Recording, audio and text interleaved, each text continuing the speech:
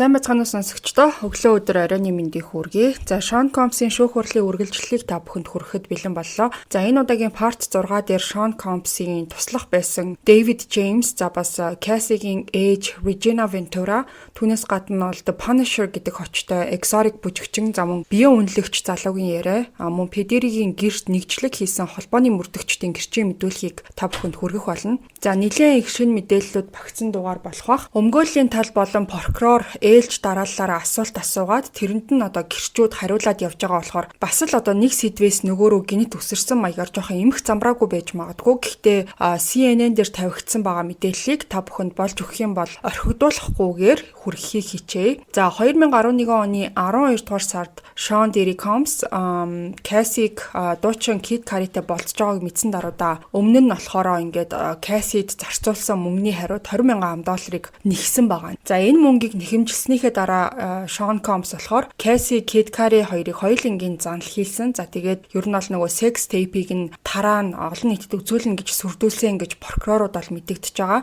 За Regina Ventura болохоор тухайн үедээ банкнаас зээл аваад тэгээ мөнгийг нь одоо Sean Combs руу шилжүүлсэн боловч хэд хоногийн дараа нь ямар нэг тайлбаргүйгээр нөгөө мөнгөийг нь бол буцаагаад өгсөн. За энэхүү одоо өгсөн гэсэн буцаасан гэсэн одоо баримт нотлохоог нь бол банкны одоо баримттай нэмэрчсэн үзүүлж байгаа юм байна. За прокурорын хэлж байгаагаар бол энэ үйлдэл нь одоо Sean Combs Cassie-д хэрхэн шахалт үзүүлдэг, хяналт тогтоож ирснийг нь харуулж байгаа учраас тангартны шүүгчдэд энийг нь бол зайлшгүй үзүүлэх, сонсгох ёстой гэж үзэж байгаа юм байна. За Sean Combs-ийн өмгөөлөгчд болохоор энэ мэдүүлэгт нь ер нь бол эсэргүүцэл үзүүлсэн. Учир нь гэх юм бол одоо Sean Combs болон Cassie-гийн гэр бүлийн хоорондох тэр санхүүгийн ялгааг нь онцлон харуулж Sean Combs-ийн эсрэг сөрөг сэтгэл төрүүлнэ гэж бид нар бол үзэж байгаа. За гэхдээ өмгөөлөгч Mark Agnifilo болохоор мөнгийг нь бол буцааж өгсөн болохыг нь онцолсон. За 2007-оос 2009 оны хооронд Sean Combs-ийн туслах байсан David James урдны өдөр болвол гэрчийн мэдүүлэг өгж байгаа. За тэгээ шүүх хурал дууссан байгаа. За энэ өдөр болохоор David James бол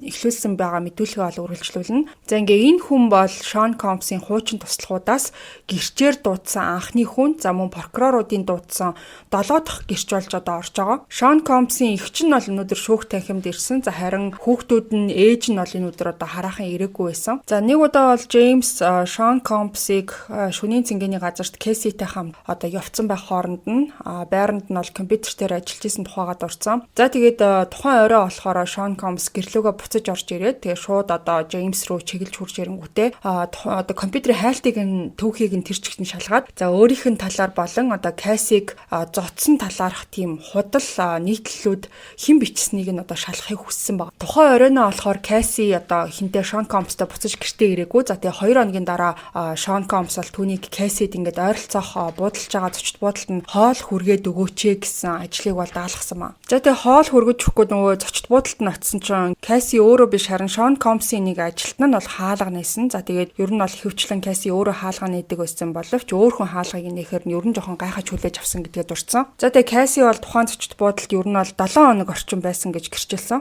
James бол ер нь Sean Combs-ийн буудлах бүхий л зочид буудлынх нь өрөөг урьдчилан бэлддэг тийм ажилтай байсан. За тэгээд Нью-Йоркт байх дуртай зочид буудал нь болохоор Trump International байсан гэж хэлсэн. Sean Combs одоо буудалд ингээд байрлахаас нь өмнө ингээд хувцас, ариун цэврийн уут, за эмийн уут, хоол, уух зүйлс гэх мэт бүх зүйлийг нь одоо урьдчилан байрлуулдаг байсан юм байна. За тэгээд зочид буудлын угаалгын өрөөнд нь түүний одоо арьс арчилгааны 40 орчим бүтээгдэхүүнийг бэлддэг байсан. Эмийн уутанд нь болохоор 25-аас 30 ширхэг эмийн савтай. За тэгээд тэрэн дотор нь болохоор ecstasy, Percocet гэх мэт эмүүд байдаг байсан. Зарим савн дээр нь ерөөсөө ямар ч нэр юм уу, ямар ч одоо тийм шошго энэ төр байхгүй байдаг байсан гэж нэмж хэлсэн. Үүнээс гадна Sean Combs-ийн одоо аюулгүй байдлыг нь хангадаг баг нь түүний одоо Louis Vuitton брендийн цүнхийг нь байнга авч явдаг байсан. За тэрэнд нь бол ихэвчлэн $10,000 буюу түүнээс дээш хэмжээний одоо бэлэн мөнгө байнга авч явдаг байсан. James болохоор хувийн хэрэглээний зөвлөс, за жишээлх нь нөгөө baby oil, тослогооны материал, бэлгэвч, за мөн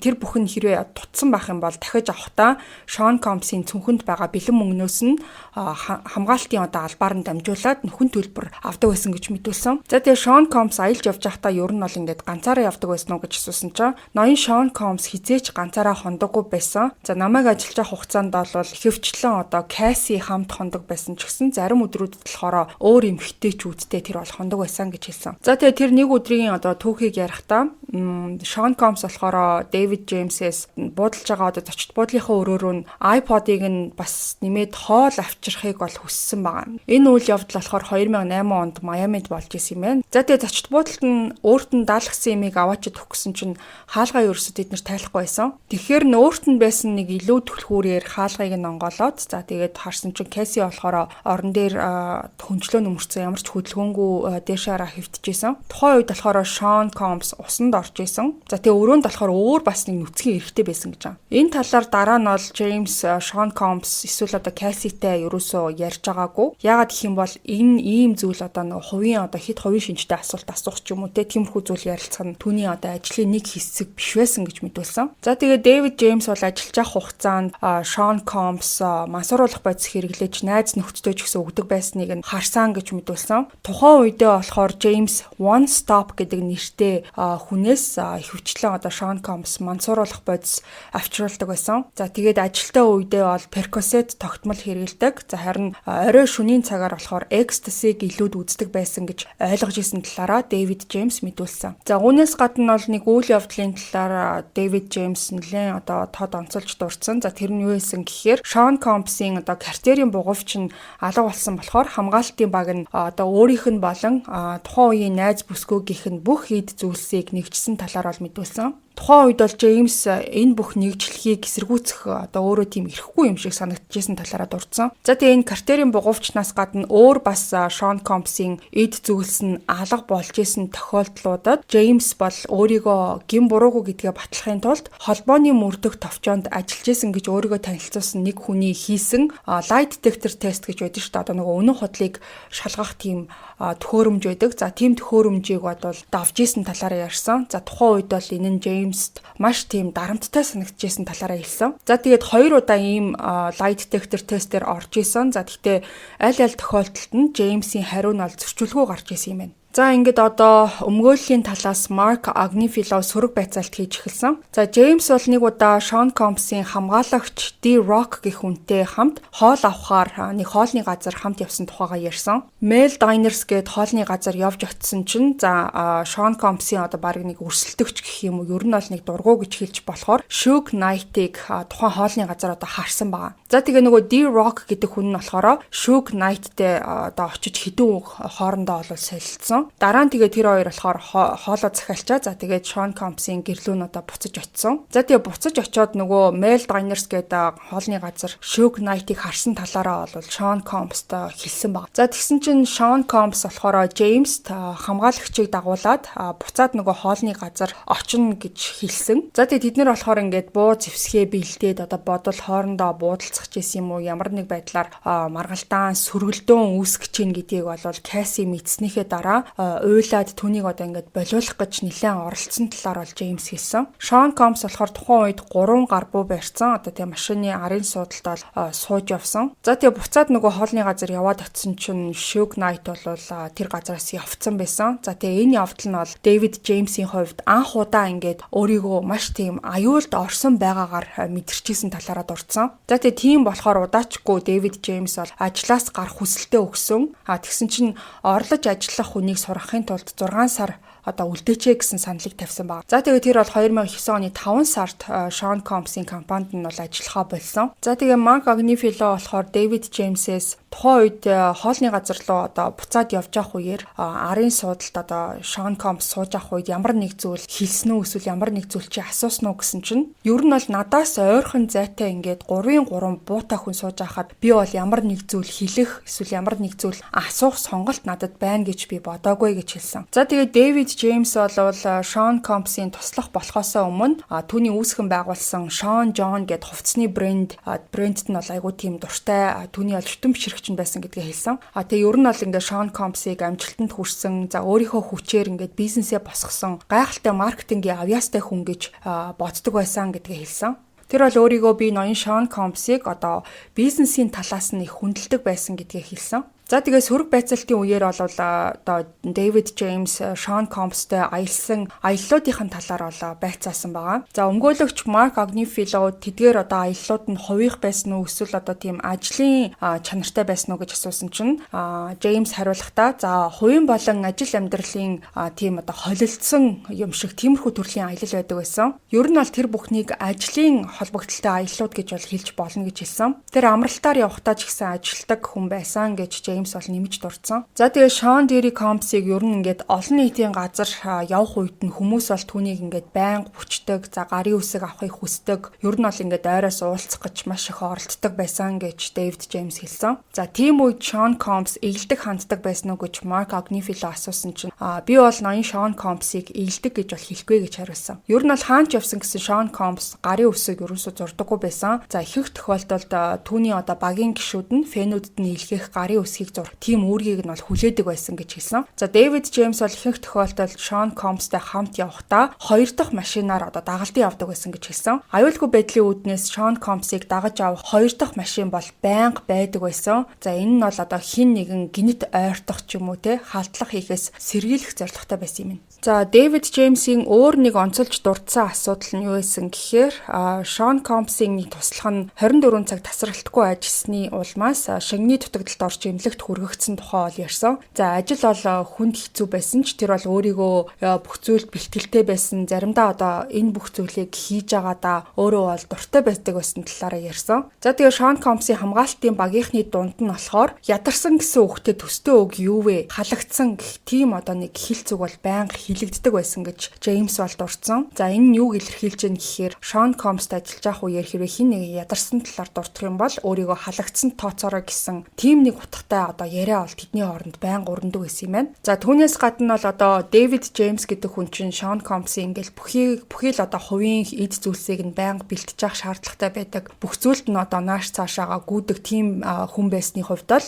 түүний одоо хувийн хэрэглээний зүйлс за жишээлх нь бэлгэвч, baby oil, за тослогооны бодис гэх мэтийг одоо худалдаж авахдаа Sean Combs-ийн одоо нөгөө Louis Vuitton-ы цүнхнээс нь бэлэн мөнгө авахыг хамгаалагчдаас хүсдэг байсан. За тэгээ James-ийн одоо хэлснээр бол ямар нэг тухайн зүйлүүдийг худалдаж авахдаа бичиг баримтад одоо нэр нь үлдэхийг бол хүсдэггүй байсан гэж хэлсэн. За өмгөөлөгч Mark Agnifilo өмнөх одоо гэрчилсэн мэдүүлгэнд нь дурддагдсан writer буюу одоо Sean Combs-ийн очих газар бүрт нь байх ёстой зүйлсийн жагсаалтыг нь бол дахиж зөвсөн. За David James бол энэ нь одоо тийм баян тансаг те өндөр зэрэглэлийн хүн хаанч юу н аялж авах үед түгээмэл тохиолддог зүйл гэдгийг бол баталсан. За тэр өөрөө бол ажиллаж авах хугацаанд writer гэдэг зүйл нь Sean Combs ямар ч одоо газар очисон бай өөрт нь тийм танил, өөрт нь тийм одоо байнга гарын доор ингээд бэлэн байж байдаг. Sean Combs одоо ямар ч газар очисон бай өөрт нь тийм танил одоо дотн тийм орчныг бүрдүүлэхэд тус болдог байсан гэж бол хэлсэн. За жишээлх нь бол Heinz гэдэг кетчуп байдаг. За тэр бол үргэлж чагсаалтанд нь ордог байсан талаар хэлсэн. За түүний хоолнд бол кетчуп заавал байх ёстой. Энэ бол одоо тийм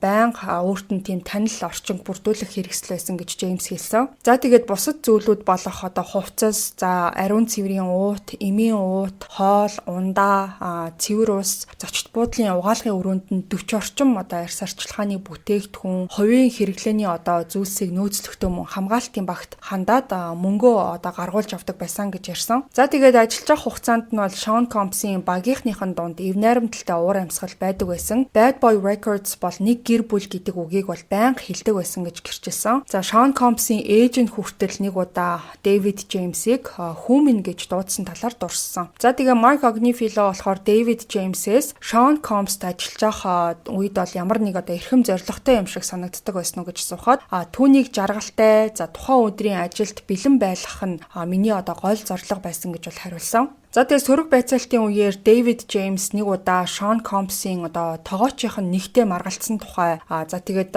энэ талаар Sean Combs хэрхэн түүнтэй тулж одоо ярилцсан талаар одоо дурдсан. Sean Combs-ийн Флоридад байдаг Star Island дахь байшинд байсан нэг эмэгтэй тоогоочтой маргалцсан гэдгээ бол хүлээн зөвшөөрсөн. За тэгээ жижигхэн зүйлээс олж тэр хоёр бол маргалдаад за тэгээд David James тэр эмэгтэйгийн одоо хоёр бугууг нь байрж атгаад чи өөрийнхөө хязгаараасаа бити дав гэж хэлсэн байгаа. За тэгээ энэхүү маргааны талаар Bad Boy Entertainment компани одоо хүний нөөцийн хилцэд нь мэдээлсэн. За тэгээ эцэст нь болохоор Sean Combs тэрийг нь олж мэдчихэд тэгээ James тэ өөрөө ярилцсан гэж өөрөө ол ярьсан. Тухайн үед ингээд юу болсон талаараа тайлбарласан чинь Sean Combs болохоор чи эмэгтэй хүнд гар хүрч болохгүй гэж хэлээд дахиад ийм зүйл болох юм бол чамайг ажлаас ч хална гэж анхааруулсан маа. За тэгээд энэ дээр ингээ харж байгаачлан Sean Combs өөрөө бүр ингээд хэдэн жилийн турш эмэгтэйчүүдэд хүчирхийлэл үзүүлж гар хүрчтэй дураараа ингэж авиралдаг байсан мөртлөө өөрт нь ажилтдаг ингээд хүмүүсийг чи эмэгтэй хүнд гар хүрч болохгүй гэсэн нэг тийм өнгө аястай байсан бас айгүй инээдтэй юм шиг санагдсан. За тэгээд дараа нь болохоор Sean Combs ингэсэн байгаа. Чи тэр эмэгтэйд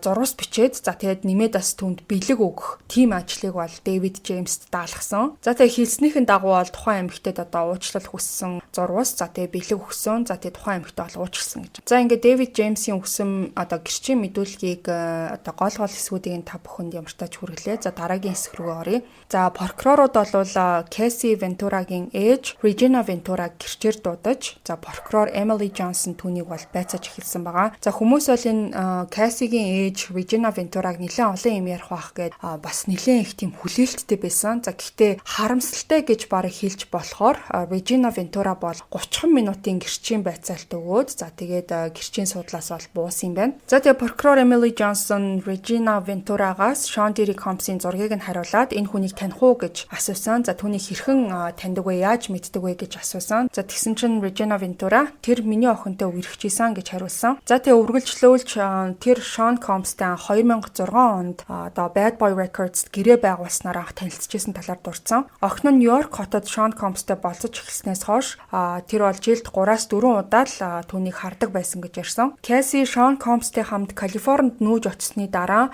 тэр бол охиноо бүрч ховор хардаг болсон талаараа бол дурдсан. Түүнтэй холбогдох, түүнтэй уулзах зам улам хүндрэлтэй болсон гэж Regina дурдсан. За Casey-гийн ээж нь гэрчлэхдээ 2011 оны 12 дугаар сард охин нь бол түүнд мэйл бичээд Sean Combs түүний одоо секс тейпүүдийг олон нийтэд дэлгэнэ гэж сүрдүүлж байгаа одоо ээжтэй тухайн мэйл дээр бол хэлсэн байна. За энэ нь бол Casey-гийн урд нь өгчээсэн мэдүүлэгтэй нь бол яг таарч исэн. Түүнийг бол одоо rapper Kid Cudi-тай болцож байгааг мэдсэн даруйдаа шууд занл хийлж эхэлсэн гэж бол ярьсан. За Casey-гийн ээжийн хэлснээр бол за тухайн имэйлд нь Casey-гийн одоо 2 секс тейп бичлэгийг нь олон нийтэд дэлгэнэ гэсэн. Нэгийг нь зул сарын өдөр. За нөгөө бичлэгийг нь болохоор тэрнээс удаачгүй тараана гэж бол бичсэн байсан. За түүнээс гадна одоо Kid Cudi-г ч гэсэн бие махбодын хувь ямар нэг байдлаар одоо гэмтээх ч юм уу те халдах тийм үйлдэл хийн гэдэг хэлсэн гэж бичсэн байсан. За тухайн мэйлийг уншаад ээж нь бол сэтгэл зүйн хувьд бүр ингээд шоконд орсон. Бүр яахаа мэдхээ болсон гэж байна. За тухайн мэйлийг бичихдээ Casey өөрөө бас нэлээд тийм айсан байсан учраас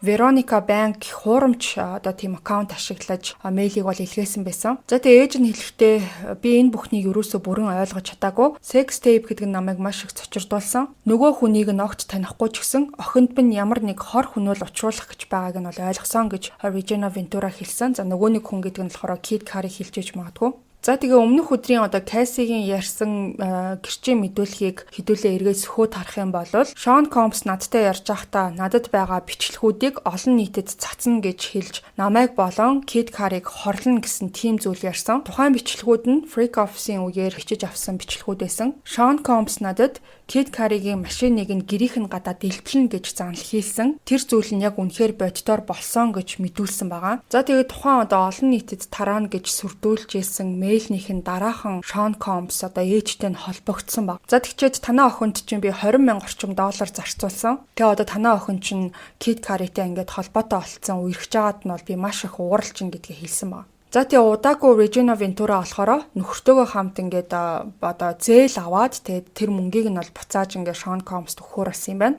Тухайн үед бол бид мөнгө олох цорын ганц арга нь тэр байсан гэж Regina Ventura хэлсэн. Тэгээ Sean Combs-ийн нэгтлэн бодогч нь түүнд одоо мөнгө шилжүүлэх зааврыг нь имэйлээр илгээсэн. За тэгээд тэр хоёр бол удахгүй банк руу очоод Bad Boy Records компани данс руу мөнгийг шилжүүлсэн байгаа. За тэгээ мэдээж ээж нь болохоор энэ бүхнийг охиныхоо аюулгүй байдалд санаа зовсонтой хийсэн гэдгийг бол хэлсэн. Тухайн өдрөөс 4-5 хоногийн дараа мөнгө бол дансанд нь буцаж орж ирсэн боловч за Sean Combs энэ талаар одоо ямар ч тайлбар энэ төр юусоо хэлээгүй. За тэгээд дараад нь болохоор шүүх танхимд Cassie-гийн 2011 оны 12 дугаар сард одоо болсон гэсэн түүний бие махбодод хаалтсан тийм одоо биеийн одоо айгүй эсгүүд хөхөрсөн нэцэрсэн гэмтсэн тэр зургуудыг бол шүүх танхимд харуулсан юм байна. За тухайн зургуудыг болохоор Regina Ventura өөрөө авсан. За энэ зургуудыг сүүлд нь одоо нотлох баримт болгож хадгалахын тулд авсан гэдгээ бол гэрчилсэн. Түүний бие нь энэ тэндээ хүүхд нийц болцсон байсан. Би үүнийг баримтжуулахыг хүссэн гэж тэр хэлсэн. За тэгээ тухайн үед болохоор Cassie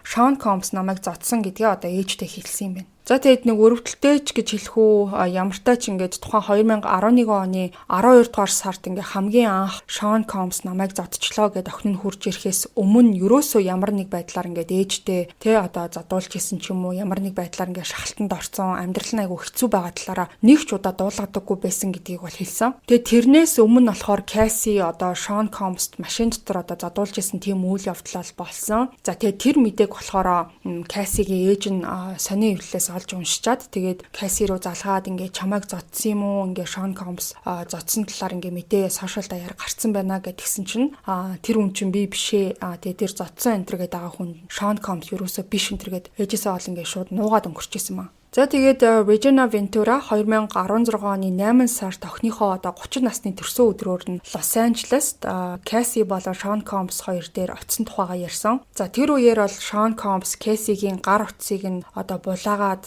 тэгээд цугтцсан гэсэн нэг тиймэрхүү асуудал гарч ирсэн юм байна. Cassie-гийн байрных нь гадаа Sean Combs тэр хоёр бол нэлээд одоо ширүүн маргалдаж Regina тэрийг нь харчаад цагдаад одоо дуудлаа өгсөн. Тухайн үед болохоор Cassie, Regina, Sean Combs энэ гурав бол одоо гар утасны асуудлаас болж хоорондоо бас маргалдаад тэгээ утсаа ингээд буцааж авахыг хүссэн ч гэсэн Sean Combs гартаа барьчаад ерөөсө буцааж өгөхгүй байсан. За тэгээ яг хажууд нь болохоор Sean Combs-ийн хамгаалагч нь зогсож исэн. Би тэр үед бол хашгирж орилж түүнд хүрэх гэж оролцсон. Гэхдээ чадаагүй гэж тэр нэмж хэлсэн. За тэгээ эцэст нь Sean Combs бол гар утсыг нь буцаагаад өгсөн. За тэгээ дараа нь болохоор Cassie-гийн машиныг одоо унаад тэг яваад өгсөн гэж Regina мэдүүлсэн. За ингээд ийм зүйлийг гэрчлээд Cassie-гийн ээж Regina Ventura бол гэрчийн судлаас буусан. Sean Combs-ийн өмгөөлөгчд бол түүнээс ямар нэг сөрөг байцаалт бол аваагүй. Mark Agnifilo бол түүнтэй мэдлснийхээ дараа надад асуух асуулт алгаа гэж хэлсэн. За ингээд дараа нь болохоор The Punisher гэх очтой за тайчигч мөн одоо exotic dancer, exotic бүжигчин за мөн биеийн үнэлэгч байсан гэж одоо шууд утгаар нь тодорхойлсон. 51 настай Sheree Hayes гэх залуу болоо гэрчийн судал суусан байгаа. За тэр 2012 оны намар Sean Combs болон Cassie Ventura нартай анх танилцчихсан гэдгийг гэрчилсэн. За анх бол Cassie түүн рүү Janet гэдэг нэрээр холбогдоод төрсөн өдөр нь болж байгаа. За тэгээд нөхөр нь түүнд бол эрэгтэй тайчигч хөлсөлж болохыг зөвшөөрсөн гэж хэлсэн байна. За тэгээд тухайн Hayes гэ залуу бол хэлэхдээ Sean Combs болон Cassie Venturaтэй анх Нью-Йорк хотын Trump International зочид буудалд уулзсан. За 30-аас 45 минут үргэлжлэх тийм одоо хувийн бүжиг гэж хэлэх үү те тайчих тийм бүжиг хийх гэж очисон гэж анх одоо өөрийгөө бодсон байна. За тэгээд анх одоо уулзах гэж очих үеэр Cassie нэг нөмрөхтэй ухцсан. За тэгээ парик зүүцсэн байсан. Тухайн үед бол харангуйтаа Cassie-г ерөөсөө таниагүй гэдгээ ол гэрчилсэн. Cassie болохоор түүнийг люкс өрөөнд уурж оруулаад бүжиглэх ямар ч шаардлагагүй гэж бол тайлбарласан. За Cassie тухайн үед болохоор өөрөө болон нөхөр нь биеийн одоо тос ашиглаад тийм эротик уур амьсгал тийм одоо эротик орчин бүрдүүлэх дуртай талаараа бол хэлээд за тэгээ удахгүй болохоор нөхөр нь одоо гарч ирсэн гэж мэдүүлсэн. За тэгээ Cassie болохоор тухайн үед ингээд манай нөхрийг одоо битгий юу байгаа гэж битгий ерөөсөө анзаараарай ч юм уу те одоо албаар битгий ингээд тоогоорой гэдэг тийм утгаар бол хэлсэн гэж байна. Нөхөрлөө нь одоо ямар нэг байдлаар харахгүй байх. За биеийн болон одоо ярианы ямар ч харилцаа тогтоохгүй байхыг надад тодорхой заасан гэж бол мэдүүлсэн. За тэгээ Cassie түүнд болохоор багцлсан мөнгө өгөөд угаалгын өрөөнд ороод дотор хуцтайгаа юм уу эсвэл одоо альчуур боогоод гараад ирээрэй гэж хэлсэн. За тэгээ тухайн үед болохоор Hayes ямар ч хэлсэн Cassie-гийн бүх одоо хэлсэнтэй тайлбарлаж ярьсан тэр бүх үйлдэлүүдийг нь бол хүлээн зөвшөөрч одоо түүний үгээр байсан гэдгийг бол мэдүүлсэн. За тэгээ Cassie болохоор өөр дээрээ baby oil асгаж эхлээд за Hayes ч гэсэн тухайн үйлдэлийг бол одоо дуурайж хийсэн байгаа. За тэгээ удаагүй байж тэл өрөөнд бол нэг эрэгтэй орж ирсэн. За тэгээ Hayes-ийн хэлснээр болохоор Sean Combs Cassie ямар нэг зааврууд өгч исэн. За жишээ нь гэрэлтүүлгээ тэндээс нь тусах ч юм уу те биеийн байрлалаа тэгин гэсэн тиймэрхүү зааврууд өгч исэн. За тэгээ тэр өдрийн уулзалт өндөрлсөний дараа бол Cassie түүнд баярлалаа гэдгийг хэлээд нэмж бол $1200 өгсөн байгаа. За эхлээд бол нөгөө $800 өгчөөд дараад нь ингээд нэмж мөнгө өгсөн юм байна. За тэгээ Нью-Йорк хот дох Trump International Hotel-д болсон одоо анхны уулзалтаа тайлбарлахдаа Hayes болохоор өрөөнд орж ирсэн тухайн эрэгтэй нь Sean Combs гэдгийг бол тухайн үед ерөөсөө мдэггүй гэдгийг хэлсэн. За тэгээд дараагийн удаа Sean Combs болон Cassie та уулзахдаа Sean Combs таныг Essex House-д урьж ийн гэсэн мессеж байсныг нь олж хараад за тухайн үед нөгөө Hayes гэдэг эрэгтэй Sean Combs-ийн фэн нэсэн болохоор сошиал медиа дээр байдаг зургнуудыг нь хараад за тэгээ хос нь одоо нөгөө Cassie Ventura юм бэштэй гэдгийг мэдэж аваад за тэгээ тэр цагаас хойш энэ хоёр хүнтэй хамт ингээд ямар нэг үдшилтэй одоо өөрийг ингээд дуудаад ямар нэг зүйл хийлгээд байгаа юм байна гэдгийг нь бол ойлгосон. За ингээд энээс өмнө болохоор тухайн хоёр хүн ингээд хоёлаа тийм маск зүүцсэн багтай тийм байсан болохоор яг үнэндээ ерөөсөө таниагүй. За ярих үед нь ч гэсэн хоолойг нь бас таниагүй гэж өөрөө бол хэлсэн. За тэгээ тэр үедээ болохоор ингээд нөгөө Sean Combs-ийн өөрөө фэн нэсэн болохоор сошиал медиа дээр ч гэсэн одоо түүнийг бол дагдаг байсан юм байна. За ингээд ийм байдлаар бол нийт 8-аас 12 удаа одоо ижил төрлийн уулзалтанд очсон гэдгээ бол Hayes гэх залуу бол мэдүүлсэн. Зарим үед тэр бол дараалан 2 өдөр уулздаг байсан. Ерөнхийдөө ихэвчлэн бол сарын зайтай иймэрхүү зүйлүүд дээр намайг дууддаг байсан гэж хэлсэн. Заримдаа тэр бол шөнийн 2 цаг 30 минутанд очоод за тэгээ маргаашийнх нь 11 өнгөрч явахад явдаг байсан гэж мэдүүлсэн. Уулзалт болохоос хэдэн цагийн өмнө Cassie түн рүү мессеж илгээгээд за тэгээд хэдэн цагаас уулзах уу гэдэг бүх зүйлээ тавладаг байсан гэж хэлсэн. Ер нь бол бүх уулзалтууд нь baby oil түрхэх үйлдэлээр эхэлдэг байсан. Sean Combs тухайн үеүдд нь байнга байдаг. За тэр бол арай алсаас одоо гэрэлтүүлэг за мөн биеийн байрлал заримдаа одоо бэлгийн харилцаанд орж явах үеийн талаар байнга чиглэл өгдөг байсан гэж Hayes хэлсэн. За уулзалтууд нь ихэвчлэн 4 цаг үргэлжилдэг байсан. Тухай бүрдээ Hayes бол $1200-аас $2000 хооронд хөлс авдаг байсан ч яагаад ингэж заримдаа их заримдаа бага өгөөд ингэж өөрчлөгддөг байсныг нь өөрөө ерөөсөй ойлгоогүй гэдгийг хэлсэн. За прокурорын зүгээс Hayes-ийг уулзалтуудын үнээр Cassie Ventura өөрөө таашаал авч ирсэн эсхийг нь мэдхүү гэж асуусан чинь миний ойлгосноор бол бид тийм эротик тиймэрхүү дүр зургийг бүтээж исэн. Энэ нь бол түүний хамтрагч Sean Combs таалагдах зорилготой байсан гэж Hayes хариулсан. Заримдаа Cassie тийм эвгүй за дургуйч байгаа юм шиг царай гаргах зэрэг байдал бол ажиглагддаг байсан. За энэ нь бол Sean Combs-ийн заавар нь бүр хит олон давтагдаад агаад бухимдж байгааг илэрхийлж исэн гэж Hayes бол хэлсэн. За тэгээ тухайн уулзалтуудын үеэр Cassie бол ихэнхдээ одоо Sean Combs-ийн зүг рүү харсан байдалтай. Sean Combs-ийн өгсөн ямар ч одоо чиглэлтэй ямар ч зааврыг Cassie няцааж байгааг тэр хизээч сонсож байгаагүй. Хизээч одоо юу гэдэг үнээс нь зөрсөн ч юм уу тийм байдал юусоо гаргаж байгаагүй гэдгийг бол хэлсэн. За түүнээс гадна Hayes бол өөрийгөө Cassie болон Sean Combs-тэй хамт одоо хар тамхи хэрглэж байгаагүй харин тэд түүнд бол арх, марихуан санал болгож исэн тохиолдлууд бол байсан гэдгийг хэлсэн. Мөн тэр Sean Combs мансууруулах бодис хэрглэж байгааг хизээж хараагүй. Уулзалтын үеэр согтуу байсан удаа байхгүй гэж мэдүүлсэн. За тэгээд яг ийм байдлаар эмэгтэй хүнтэй хамтрагчийн нүдэн дээр бэлгийн харилцаанд орох нөхцөл байдал нь одоо сэтгэл зүйн маш их дарамт үүсгэж исэн талаар бол өөрөө ярьсан. За тэгээд тухайн одоо өөрийнхөө үйлчилгээ гүйцэтгэлээ сайжруулахын тулд эм хэрэглэж үтсэн тухайгаа ч гэсэн хэлсэн. За энэ нь бол миний хувьд маш тийм дарамттай үйл явдал байсан гэж Hayes бол дурдсан. За түүний хэлснээр бол Cassie болон Sean Combs-тай хийсэн сүүлчийн уулзалт нь 2016 онд болсон. Тухайн үеийн хамгийн сүүлчийн одоо гүйцэтгэл нь нэлээд тийм тааруу байсан болохоор тэд нар бол дахиж холбоо бариагүй гэж хэлсэн. За тэгээд түүнийг явахын өмнө бол Cassie түүнд одоо цалингийн өгөөд мөнгийг нь өгчөөд тэгээд